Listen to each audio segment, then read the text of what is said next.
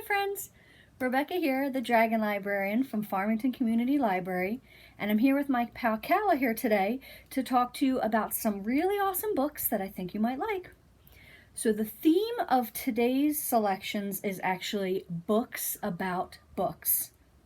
Whoa, how awesome is that? Books about books? If there's one thing that I love more than books, it's books about books. Wow, that's even really fun to say. Books about books, books about books. You want to try saying it? Okay. Anyway, these books all have to do with stories and books. So the first one I'd like to talk to you about is called Friend or Fiction, and this is by Abby Cooper. This book is for ages 10 and up. So this is a book about a young girl named Jade who loves books and especially loves to write.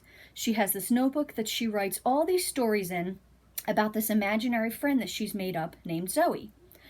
This helps her get through a lot of tough situations, such as being really lonely in her school and also helping her get through the fact that her dad has cancer. So one day, her notebook disappears, and then suddenly there's a new girl in school named Zoe, and she's exactly like the Zoe in Jade's stories. What is going on with that? Is it the real Zoe? Has she come alive somehow? You're just going to have to read it to find out, I guess. So again, this one is called Friend or Fiction. The second book is called The Story Thieves, and this is by James Riley. This one is for ages 8 and up, and it's actually book 1. I'll show you the cover again. It's book 1 in a series. So this is the starting book. Right now there are 5 total that are out. There's going to be 7 altogether once the series is finished. So you have 2 more books to look forward to once you get through the 5 that are already out. So this book is about a boy named Owen who is super bored with everyday things. He's tired of school. He's tired of going to do his homework all the time. He's just super bored. But suddenly, one day, he sees his classmate named Bethany come out of a book. What? She has this ability to go in and out of different books. And Owen promises to keep her secret if she takes him into his favorite book, which they do. And all kinds of mayhem and chaos and danger ensue. And it is super fun. So again, that one is called The Story Thieves.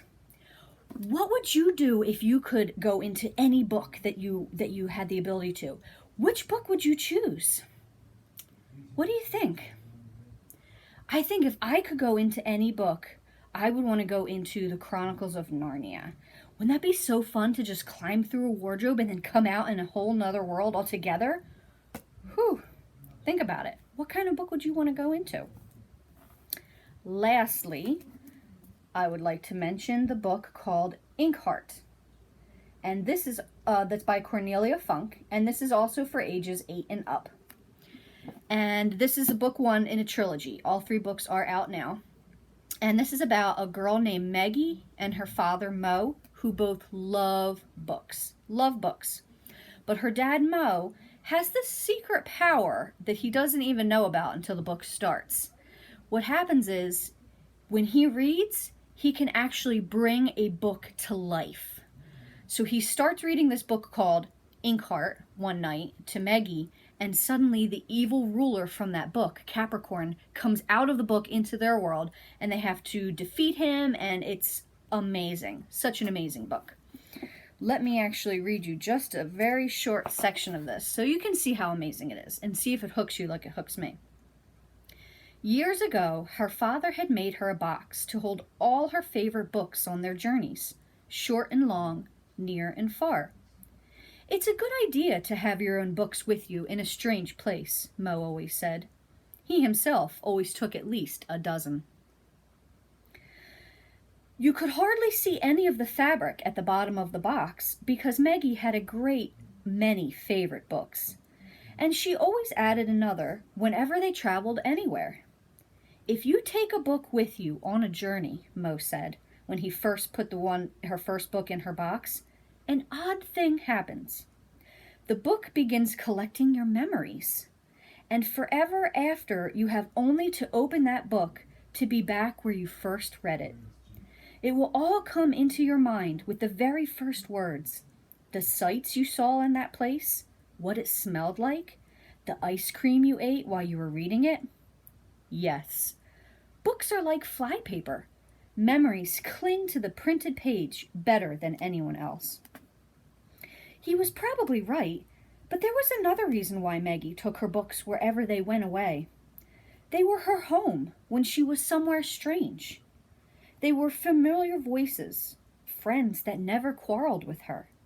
Clever, powerful friends, daring and knowledgeable, tested and tried adventurers who had traveled far and wide. Her books cheered her up when she was sad and kept her from being bored. Have you ever felt like books are like that? They're like a friend. You can take them anywhere with you, and they're always there for you. I've always felt that way about books. Absolutely. Well, thanks for tuning in. I hope you guys have found some new books that you might want to check out. They are all available at the Farmington Community Library. So if they seem interesting to you, please feel free to put them on hold and you can pick them up at our curbside pickup service. Thanks a lot, friends. Have a great day.